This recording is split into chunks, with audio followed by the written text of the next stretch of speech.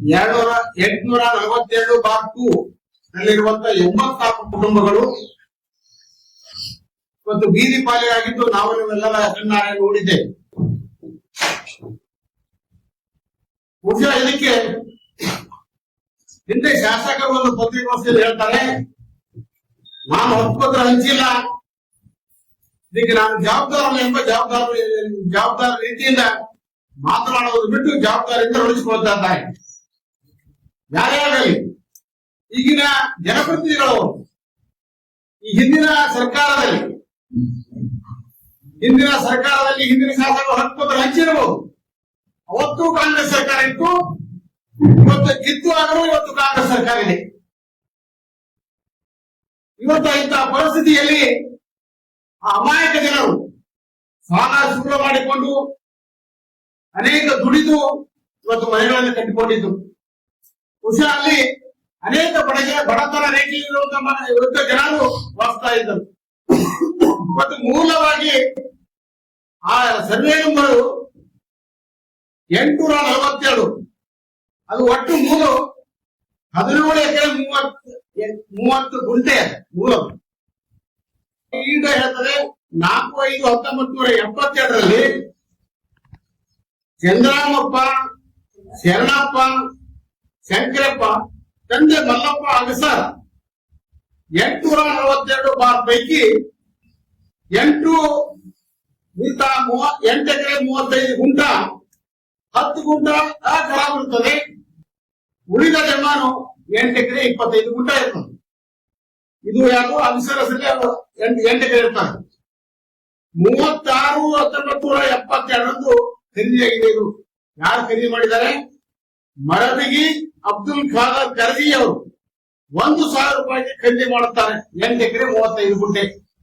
ಯಾರು? ಅಗಸರ್ ಅವರ ಕಡೆಯಿಂದ ಈ ಕರ್ಜಿಯವರು 1972ರಲ್ಲಿ ಖರೀದಿ ಮಾಡ್ತಾರೆ.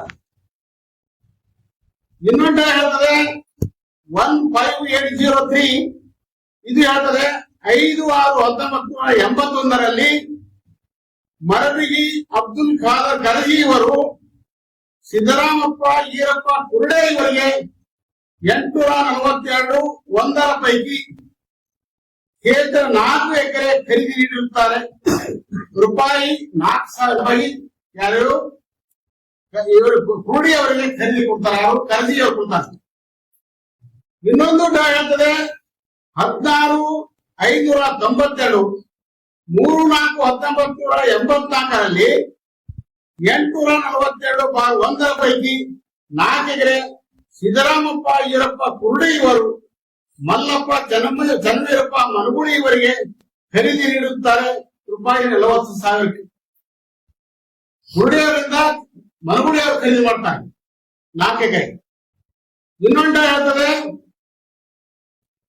3/11/1984ರಲ್ಲಿ ಸರ್ವೆ ನಂಬರ್ 842 ಪೈಕಿ 4 ಎಕರೆ 35 ಗುಂಟೆ ಸೈಫನ್ ಸಾಬ್ ಚಾಂದೀಸ್ ಬನ್ನಟ್ಟಿ ಇವರು 26/10/1984ರಲ್ಲಿ ಚನ್ನಮಲ್ಲಪ್ಪ ವೀರಪ್ಪ ಇವರಿಗೆ ಖರೀದಿ ನೀಡುತ್ತಾರೆ. ಇದು 40,000. ಒಂದು ಬನ್ನಟ್ಟಿಯಿಂದ ಖರೀದಿ ಮಾಡ್ತಾರೆ, ಒಂದು ಕುರುಡಿಯನ್ನು ಖರೀದಿ ಮಾಡ್ತಾರೆ 4 ಎಕರೆ 4 ಎಕರೆ. ಇನ್ನೊಂದು ಹೇಳ್ತದೆ 16/853ರಲ್ಲಿ 12 ಸರ್ವೆ ನಂಬರ್ 12ರಲ್ಲಿ ಇಲ್ಲ 16/853 ಏನ್ ಹೇಳ್ತದ? ಫಾರ್ಮ್ ನಂಬರ್ 12 ಯಾರು ಮನೆಗೂಡ ತುಂಬುತ್ತಾರೆ. ಫಾರ್ಮ್ ನಂಬರ್ 12 ತುಂಬಿ ಜಮೀನು ದಿನಾಂಕ 30/12/1985ರಲ್ಲಿ 847 ಕ್ಷೇತ್ರ 4 ಗುಂಟೆ ಅಖರ 35 ಗುಂಟೆ ಮಲ್ಲಪ್ಪ ಚನ್ನವೀರಪ್ಪ ಮನಗುಳಿ ಅವರು 842 ಕ್ಷೇತ್ರ 4 ಎಕರೆ 35 ಗುಂಟೆ ಅಖರ 36 ಗುಂಟೆ ಸಿದ್ದರಾಮಪ್ಪ ಉಳಿತದ. 4 ಎಕರೆ 35 ಗುಂಟೆ ಮೇಲೆ 36 ಗುಂಟೆ ಯಾರಿಗೆ ಉಳಿತದ ಅಖರ. ಈ ಪ್ರಕಾರ 353 ಪ್ರಕಾರ ದಿನಾಂಕ 19/6/1991ರಲ್ಲಿ ಮಲ್ಲಪ್ಪ ಚನ್ನಮಲ್ಲಪ್ಪ ವೀರಪ್ಪ ಮನಗುಳಿಯವರು ಕ್ಷೇತ್ರ 842 ಎರಡರ ಕ್ಷೇತ್ರ 8 ಎಕರೆ 35 ಗುಂಟೆ 842 ಪೈಕಿ 4 ಗುಂಟೆ ಅಂದ್ರೆ ಟೋಟಲ್ ಎಷ್ಟಾಯ್ತು 8 ಎಕರೆ 35 ಗುಂಟೆ ಒಂದು 4 ಎಕರೆ ಒಂದು ಒಟ್ಟು 12 ಎಕರೆ ಆತು. ಸಿದ್ದರಾಮಪ್ಪ ಏನಪ್ಪ ಕುರುಳಿ ಅವರು 4 ಎಕರೆ ಕೊಡ್ತಾರೆ ಮತ್ತ ಅವ್ರಿಗೆ. ಹೀಗೆ ಒಟ್ಟು 847 ಬೈಪಾದ ಮುಖಾಂತರ ಯಾರು ಕಂದಾಯ ನಿರೀಕ್ಷಕರು ಪುರಸಭೆಗೆ ಕಬ್ಜಾ ಕೊಡ್ತಾರೆ. ಈ ಪಾಯಿಂಟ್ 16/1/1995 ಕಂದಾಯ ನಿರೀಕ್ಷಕರು ಪುರಸಭೆಗೆ ಕಬ್ಜಾ ಕೊಡಿಸಿದ್ದು ಒಟ್ಟು 9 ಎಕರೆ 35 ಗುಂಟ. ಅಲ್ಲಿಂದ ಪಿಟಿಸಿ ಇಸಾ ದಿನಾಂಕ 18/3/2025 ಪ್ರಕಾರ 842 ಹಾಗೂ 431 ಈ ರೀತಿ ಇವತ್ತಿನ ಪಾಣಿ ನೋಡಿದ್ರೆ ಹಿಂದೆ ಪಾಣಿ ಇಸಾ ಪ್ರಕಾರ 842 ಪ್ರಕಾರ ಸಿದ್ದರಾಮಪ್ಪ ಈರಪ್ಪ ಕುರುಳಿಯವರು 4 ಎಕರೆ 1 ಗುಂಟ ಖರಾಬ್ 1 ಗುಂಟ ಒಟ್ಟು ಕ್ಷೇತ್ರ 3 ಎಕರೆ 39 ಗುಂಟೆ. ಪುರಸಭೆ ಸ್ವಾಧೀನ ಆಗಿದ್ದು 30 ಕ್ಷೇತ್ರ ಪುರಸಭೆ ಸ್ವಾಧೀನ ಆಗಿದ್ದು 35 ಗುಂಟ. ಪುರಸಭೆ ಸ್ವಾಧೀನ ಆಗಿದ್ದು 4 ಎಕರೆ ಸೈಫನ್ ಸಾಬ್ ಅಬ್ದುಲ್ ಖಾದರ್ ಖಾಜಿಯವರು 2 ಎಕರೆ 10 ಗುಂಟ.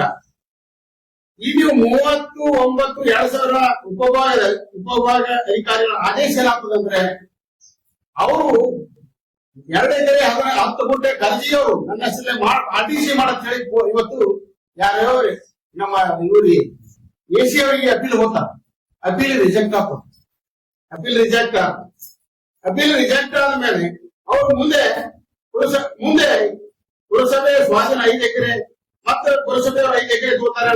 ಅದರಲ್ಲಿ 1 ಎಕರೆ ಕೋರ್ಟ್ ಖರಾಬ್ ಇದೆ, ಕ್ಷೇತ್ರ 4 ಎಕರೆ ಉಳಿತದ. ಈ ರೀತಿ ಮಲ್ಲಪ್ಪ ಮನುಗುಳಿ ಅವರು 3 ಎಕರೆ 35 ಗುಂಟ ಖರಾಬ್ 36 ಗುಂಟೆ ಎಲ್ಲರೂ ಸ್ವಾಧೀನ ಮಾಡ್ಕೊಂಡ್ಮೇಲೆ ಒಟ್ಟು ಕ್ಷೇತ್ರ ಒಂದು ಖರಾಬ್ ಏನಂದ್ರೆ 1 ಎಕರೆ 37 ಗುಂಟ ಜಮೀನು, ಒಟ್ಟು ಕ್ಷೇತ್ರ 17 ಎಕರೆ 30 ಗುಂಟ. ಭೂ ಸ್ವಾಧೀನ ಆಗಿದ್ದು 15 ಎಕರೆ 20 ಗುಂಟ. ಭೂ ಸ್ವಾಧೀನ ಆಗಿದ್ದು 15 ಎಕರೆ 20 ಗುಂಟ. ಖಾಸಗಿ ಜಮೀನು 2 ಎಕರೆ 10 ಗುಂಟ. ಈ ರೀತಿ ಅದು ಒಂದು ಹಿನ್ನೆಲೆ, ಇವತ್ತ ಜಮೀನಿನ ಹಿನ್ನೆಲೆ ಇದೆ. ಬಹುಶಃ ಇದನ್ನು ನೋಡಿದಾಗ ಅವತ್ತಲ್ಲಿ ವಾಸಿಸುವಂತ ಬಡ ಜನರು ಇವತ್ತು ನಿರ್ಗತಿಗಳಾಗಿ ಇವತ್ತು ಬೀದಿಪಾಲಾಗಿ ಇವತ್ತು ಅಂಬೇಡ್ಕರ್ ಸರ್ಕಲ್ ನಲ್ಲಿ ಉಪವಾಸ ಸತ್ಯಾಗ್ರಹ ಕೈಗೊಂಡ. ಬಹುಶಃ ನಾನು ಶಾಸಕರಿದ್ದಾಗ ನೀವೆಲ್ಲ ಅನೇಕ ಜನರು ಪತ್ರಿಕೆಯರು ಬರೆದಿದ್ರೆ, ಅನೇಕ ಜನ ಸಾರ್ವಜನಿಕರು ಬರೆದಿದ್ರು. ಯಾಕೆ ಬಂದು ನಾವು ಹೋರಾಟ ಮಾಡೋದು, ಅದಕ್ಕೆ ನಮ್ಗ ಕ್ರೀಡಾಂಗಣ ಅವಶ್ಯಕ ಸಿನಿಗಿ ಅಂತ ಹೇಳಿದೆ. ಅಲ್ಲಿರುವಂತ ನಿರ್ಗತಿಗೆ ನಾನು ಆಗಿನ ತಹಸೀಲ್ದಾರ್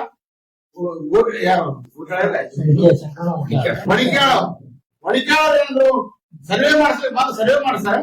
ಆ ಸರ್ವೆದಲ್ಲಿ ಎಷ್ಟು ಜನ ಇರ್ತದೆ ಸರ್ವೆ ಮಾಡಿಸ್ಲಿ ಅಂತ ಹೇಳ್ತೀವಿ. ಸರ್ವೆ ಮಾಡಿದ್ಮೇಲೆ 136 ಜನ ಆಯ್ತು. ಅಂಬೇಡ್ಕರ್ ಇವತ್ತು ಕ್ರೀಡಾಂಗಣದಲ್ಲಿ ವಾಸಿಸುವಂತ ಜನ 136 ಜನರಿಗೆ ಇವತ್ತು ಕಟ್ಟಡವನ್ನು ಕಟ್ಟಿದಂತ ಹುಡುಕೋದಿಂದ ಕಟ್ಟಡ ಕಟ್ಟಿದಂತ ಆ ಜನವನ್ನು ಸ್ಥಳಾಂತರ ಮಾಡಿ ಕಟ್ಟಡಕ್ಕೆ ಸ್ಥಳಾಂತರವನ್ನು ಮಾಡಿ ನಾವು ಮಾಡುವಂತ ಕೆಲಸವನ್ನು ನಾವು ಮಾಡಿದೆ. ಕ್ರೀಡಾಂಗಣಕ್ಕೆ ಸುಸಜ್ಜಿತವಾದ ಮೈದಾನವನ್ನು ಇವತ್ತು ನಿರ್ಮಾಣ ಮಾಡಿ ನಾವು ಇವತ್ತು ಯಾವುದೇ ಜನರಿಗೆ ಏನು ಇಲ್ಲಾದ್ರೆ ತಮಿಳಕ ಆಡಳಿತ ರೀತಿಯಲ್ಲಿ ಯಾರು ಬೇಕಾದವರಿಗೆ ಸಿಗ್ತದು ಅವ್ರಿಗೆ ಬೀದಿ ಪಾಲ ಮಾಡೋದು, ಇದು ಮುಂಜಾಗ್ರತೆ ಕ್ರಮ ಹಾಕ್ಬೇಕಾಗಿ. ಇಷ್ಟೆಲ್ಲ ಕೋರ್ಟ್ ಕಟ್ಟಿ ಆದ್ಮೇಲೆ ಅರೆಸ್ಟ್ ವಾರಂಟ್ ಆದ್ಮೇಲೆ ಯಾರು ಚೀಫ್ ಆಫೀಸರ್ ಆಗಿರ್ಬೋದು, ಯಾರ ಮೇಲೆ ಅರೆಸ್ಟ್ ವಾರಂಟ್ ಆದ್ಮೇಲೆ ಮುಂದೆ ಆಲೋಚನೆ ಮಾಡ್ಬೇಕಾಗಿತ್ತು. ಅವ್ರ ಸಲುವಾಗಿ ಏನಾದ್ರೂ ಮಾಡಿ ಅದು ಆ ಜಮೀನು ಭೂ ಸ್ವಾಧೀನಕ್ಕೆ ಅನುಕೂಲ ಇತ್ತು ಅಂತ ಕೇಳಿದ್ರೆ ನಾನು ಗ್ರಾಮದಲ್ಲಿ ಕೇಳಿದೆ. ಭೂ ಸ್ವಾಧೀನ ಮಾಡ್ಕೊಳ್ಳೋಕೆ ಅವಕಾಶ ಇತ್ತು. ಆ ಯಾರು ಮೂಲ ಮಾಲಕ ಖಾಸಗಿಯವರಿಗೆ ಯೋಗ್ಯ ದರ ಕೊಟ್ಟು ಯೋಗ್ಯ ದರವನ್ನು ಫಿಕ್ಸ್ ಮಾಡಿ ಭೂ ಸ್ವಾಧೀನ ಮಾಡಕ್ಕೆ ಅವಕಾಶ ಇತ್ತು ಅಂತ ಅವತ್ತು ಕಾನೂನು ಪಂಡಿತರು ಹೇಳ್ತಾರೆ. ಎಲ್ಲರೂ ಮರೆಮಾಡಿಸಿ ಶಾಸಕ ನಾನು ಹಕ್ಕೋದ್ರೆ ಹಂಚಿಲ್ಲ. ನಿಮ್ ಜವಾಬ್ದಾರಿ ಕೆಲಸ. ಶಾಸಕರಾದ್ಮೇಲೆ ನೀವು ಜನಪ್ರತಿನಿಧಿಗಳಾದ್ಮೇಲೆ ನಿಮ್ ಜವಾಬ್ದಾರಿ ಕೆಲಸ. ಸರ್ಕಾರ ಹಿಂದಿದೆ, ಹಕ್ಕೋದ್ರೆ ಕಾಂಗ್ರೆಸ್ ಸರ್ಕಾರ, ಈ ಕಿತ್ತವರು ನೀವು ಕಾಂಗ್ರೆಸ್ ಸರ್ಕಾರ. ಯಾವ ರೀತಿ ಜನ ಇವತ್ತು ಬೀದಿಪಾಲಾಗಿ ಹೋಗ್ತಾ ಇದ್ದಾರೆ. ಎಲ್ಲರೂ ನೋಡ್ಕೊಂಡು ನಾವು ವಿರೋಧ ಪಕ್ಷವಾಗಿ ತುಂಬಿಕೊಡಲ್ಲ. ನಾವು ಇಲ್ಲಿವರೆಗೆ ಈ ವಿಷಯದಲ್ಲಿ ರಾಜಕಾರಣ ಮಾಡಬಾರ್ದು ಅಂತ ನಾನು ಸುಮ್ಮನೆ ಕೊಟ್ಟಿದ್ದೆ. ರಾಜಕಾರಣ ವಿಪಕ್ಷದಿಂದ ರಾಜಕಾರಣ ಮಾಡಬಹುದು, ನಾನಾಗಿ ರಾಜಕಾರಣ ಮಾಡಬಾರ್ದು. ಆ ಜನರ ನೋವಿಗೆ ಸ್ಪಂದಿಸಬೇಕಲ್ಲ. ಜನಪ್ರತಿನಿಧಿಯಾಗಿ ಮಾಜಿ ಜನಪ್ರತಿನಿಧಿಯಾಗಿ ನಾನು ಜನಪ್ರತಿನಿಧಿಯಾಗಿದ್ದವನು ಪಕ್ಷದಿಂದ ಅವರಲ್ಲಿ ನಾನಾಗಲಿ ಮತ್ತು ಇವತ್ತು ನೋವಿಗೆ ಜನರ ನೋವಿಗೆ ಸ್ಪಂದಿಸಬೇಕು ಅಂತ ಕರ್ತವ್ಯ ಅಂತ ಹೇಳಿ ಇವತ್ತು ನಿಮ್ಮೆಲ್ಲರ ಪತ್ರಿಕಾಗೋಷ್ಠಿ ಮೂಲಕ ಇವತ್ತು ಹೇಳುತ್ತಾ ಇದ್ದೇನೆ. ಶಾಸಕರ ಜವಾಬ್ದಾರಿಯಿಂದ ಆಗಬೇಕು. ನೇರವಾಗಿ ಯಾರ ಹೊಣೆ ಅಂದ್ರೆ ಪುರಸಭೆಯವರು ಹೊಣೆ. ಇವತ್ತು ನಾವು ಇವತ್ತು ಅವ್ರ ಜೊತೆ ಮಾತನಾಡ್ತೇವೆ. ಆ ನಿರ್ಗತಿತರ ಜೊತೆ ಬೀದಿಯಲ್ಲಿ ಕೂತಂತ ಉಪವಾಸದ ಜೊತೆ ಇವತ್ತು ಮಾತನಾಡ್ತೇವೆ. ಮಾತನಾಡಿ ಅವ್ರ ಜೊತೆ ಹೋಗಿ ನೇರವಾಗಿ ಪಾರ್ಟಿ ಮಾಡಿ. ನೀವು 10 ಕೊಟ್ಟರು ಮುನ್ಸಿಪಾಲ್ಟಿಯಲ್ಲಿ ನೀರಿನ ಸವಲತ್ತು ಕೊಟ್ಟರು ನೀವೇ, ಕರೆಂಟ್ ಸವಲತ್ತು ಕೊಟ್ಟರು ನೀವೇ, ಅಲ್ಲಿ ಸಿಸಿ ರಸ್ತೆ ಮಾಡಿದಿರಿ, ನಮ್ಮ ಟ್ಯಾಕ್ಸ್ ತುಂಬಿದ್ರಿ, 24% ಟ್ಯಾಕ್ಸ್ ತುಂಬಿದ್ರಿ. ಇವೆಲ್ಲವರು ಸವಲತ್ತು ಪಡ್ಕೊಂಡು ನಮ್ಗೆ ಸಿಗ್ತಿದೆ. ಯಾಕಂದ್ರೆ ನೀವೇ ಹೊಣೆ. ಹಾಗಾಗಿ ನಿಮ್ಮನ್ನು ಪಾರ್ಟಿ ಮಾಡ್ತಿದ್ದೇವೆ. ನೇರವಾಗಿ ಪುರಸಭೆಯವರಿಗೆ ಪಾರ್ಟಿ ಮಾಡಿ ಇವತ್ತು ಹೈಕೋರ್ಟ್ ನಲ್ಲಿ ನಾವು ರಿಟ್ ಅಪೀಲ್ ಮಾಡ್ತೇವೆ. ಅವ್ರ ಜೊತೆ ಇವತ್ತು ಮಾತನಾಡಿ ಅವರನ್ನು ಕೇಳಿಕೊಂಡು ರಿಟ್ ಅಪೀಲ್ ಮಾಡ್ತೀವಿ. ಅವ್ರಿಗೆ ನ್ಯಾಯ ಕೊಡಿಸೋದು ಕೆಲಸ ಆಗ್ಬೇಕು. ಏನ್ ದೊಡ್ಡದಲ್ಲ ಎಂಬತ್ತಾಗ್ತೇನೆ. ನಾ ಇದ್ದಾಗ ಅಂತರಿಗೆ ನೋಡಿ 10 ಎಕರೆ ಜಮೀನು ತಗೊಂಡು ನಾನೇ ಶಾಸಕರು ಇದ್ದಾಗ ಬಡ ಜನರಿಗೆ ನಿವೇಶ ಕೊಡ್ಬೇಕಂತ ಒಂದು ಸುಡುಗಾರ ಹೊಲದಷ್ಟು 13 ಎಕರೆ ತಗೊಂಡಿ ನನ್ನ ಕಾಲಾವಧಿಯಲ್ಲಿ 23 ಎಕರೆ ಜಮೀನು ತಗೊಂಡಿ ನಿವೇಶ ಅಂತ. ಆದ್ರೆ ನನಗೆ ಸಮಯ ಸಿಗಲಿಲ್ಲ, ನಾನು ಹಂಚಬೇಕಾದ ಸಮಯ ಸಿಗಲಿಲ್ಲ. ಇವೆಲ್ಲವನ್ನು ಜನ ಕೊಡ್ತಾ ಇದ್ದಾರೆ. ಅದಕ್ಕಾಗಿ ಬಹುಶಃ ಜವಾಬ್ದಾರಿಯಿಂದ ಅಲ್ಲ ಖುಷಿ ಹೇಳಿದ್ರಿ. ಒಂದು ಜವಾಬ್ದಾರಿ ಒಂದು ಪುರಸಭೆಯಿಂದ ನಗರಸಭೆ ಹೇಳಿ ದೊಡ್ಡ ದೊಡ್ಡ ಮೆರವಣಿಗೆ ಮಾಡ್ಕೊಂಡ್ರಿ. ನಗರಸಭೆ ಅದು ಕಾನೂನುಬದ್ಧವಾಗಿ ಡಾಕ್ಟರ್ ಅಂಬೇಡ್ಕರ್ ಸಂವಿಧಾನ ಬರೆದಂತ ಅಂಬೇಡ್ಕರ್ ಪ್ರತಿರೂಪವಾಗಿ 50,000 ಜನಸಂಖ್ಯೆ ನಗರಸಭೆ ಆಟೋಮೆಟಿಕ್ ಆಗುತ್ತೆ. ಎಲ್ಲಿ 25,000 ಪುರಸಭೆ ಆಗ್ತದೆ, ಎಲ್ಲಿ 15,000 ಪುಟ್ಟ ಪಂಚಾಯತ್ ಆಗ್ತದೆ. ನನ್ನ ಕಾಲದಲ್ಲಿ ಆಮೇಲೆ ಪಂಚಾಯತ್ ಮಾಡಿಲ್ಲ. ಇನ್ನೂ ಒಂದು ಪ್ರಮಾಣ ಬೆಂಡಿಂಗ್ ಇತ್ತು, ಅದು ಆಗ್ಬೇಕಾಯ್ತು. ದಾಂಪಾಪ ಪುಟ್ಟ ಪಂಚಾಯತ್ ಆಗ್ಬೇಕಾಯ್ತು. ಸ್ವಲ್ಪ ಜನಸಂಖ್ಯೆ ಕಡಿಮೆ ಆಗಲಿಲ್ಲ. ಈಗಾದ್ರೂ ಮಾಡ್ಬೇಕಾಯ್ತು ದಾಂಪಾಪಟ್ಟಣ ಪಂಚಾಯತ್. ಒಂದು ನಗರಸಭೆ ಆಗಿಂದ ಕಾನೂನಲ್ಲಿ ಹೇಳಿದ್ದೇವೆ. ಯಾರ್ಯಾರು ನಾನೇ ಶಾಸಕರು ಅಲ್ಲ ಆಟೋಮೆಟಿಕ್ ಆಗದೆ. 50,000 ಜನಸಂಖ್ಯೆ ಇದ್ರೆ ಆಟೋಮೆಟಿಕ್ ಆಗ್ತದೆ. ಅದೇ ರೀತಿಯಲ್ಲಿ ಅನೇಕ ಇವತ್ತು ಎನ್ಡಿ ಆಗಿದೆ, ಅನೇಕ ರೀತಿಯಲ್ಲಿ ಬಿಜಾರ್ನಲ್ಲಾಗಿದೆ. ಈ ರೀತಿ ವೈಭವದ ಡಂಬಾಚಾರದ ರಾಜಕೀಯ ಮಾಡಿಲ್ಲ ಅವರು. ರಾಜಕೀಯ ಮಾಡ್ಬೇಕಾದ್ರೆ ಬಡವರ ಕಣ್ಣೀರು ಓಡಿಸುವಂತ ಕೆಲಸ ಆಗ್ಬೇಕು. ಜನಪ್ರತಿನಿಧಿಗಳು ಅಂದ್ರೆ ಬಡವರ ಕಣ್ಣೀರು ಓಡಿಸುವಂತ ಜನಪ್ರತಿನಿಧಿಗಳು ಆಗ್ಬೇಕು. ಅದಕ್ಕಾಗಿ ನಿಮ್ಮಲ್ಲಿ ಹೇಳಿದ್ರೆ ಇಲ್ಲಿ ಇವತ್ತು ಅತ್ಯಾಚಾರ ಕುರಿತು ನಾವು ಭಾರತೀಯ ಜನತಾ ಪಕ್ಷ ನಾಳೆ ಬೀದಿಗಳಿಗೆ ಹೋರಾಟವನ್ನು ಮಾಡ್ತದೆ. ಅವ್ರ ಜೊತೆಯಲ್ಲಿ ನಾವು ನಿಲ್ತೀವಿ. ಅದಕ್ಕೆ ದಯವಿಟ್ಟು ಹೇಳ್ತೀನಿ, ಅವ್ರಿಗೆ ಏನಾದರೂ ನೀವು ಸೌಲಭ್ಯ ಬರೀ ನಿವೇಶನ ಕೊಟ್ಟರೆ ಆಗಲ್ಲ. ಅವ್ರು ಏನಾದರೂ ತಾತ್ಪೂರ್ತಿಕವಾಗಿ ಅವ್ರಿಗೆ ಏನಾದ್ರು ಪತ್ರ ಸೆಟ್ ಹೊಡ್ರಿ, 84 ಪತ್ರ ಸೆಟ್ ಹೊಡ್ರಿ, ಹೊಡೆದು ಪತ್ರ ಸೆಟ್ ಹೊಡೆದು ತಾತ್ಪೂರ್ತಿ ಮಾಡ್ರಿ. ಅವ್ರ ಮುಂದೆ ಇವತ್ತು ಬಡಚೇರಿ ಇರ್ಬೇಕು, ಮಂಡಳ ಇರ್ಬೋದು, ಇವತ್ತು ಹುಡುಕೋಲಿಂದ ಇರ್ಬೋದು. ಇವತ್ತು ಸುಮಾರು 3 ಲಕ್ಷ ರೂಪಾಯಿ ಮನೆಯನ್ನು ಕಟ್ಕೊಡುವಂತ ಆಗಿ ಇವತ್ತು ಈ ಪುರಸಭೆಯವರು ಮಾಡಬೇಕು. ಹಾಗೂ ಅದ್ರ ಜೊತೆಗೆ ಶಾಸಕರು ತಮ್ಮ ಪಾತ್ರವನ್ನು ನಿರ್ವಹಿಸಬೇಕಂತ ಹೇಳಿ ಆಗ್ರಹವನ್ನು ಮಾಡ್ತಾರೆ.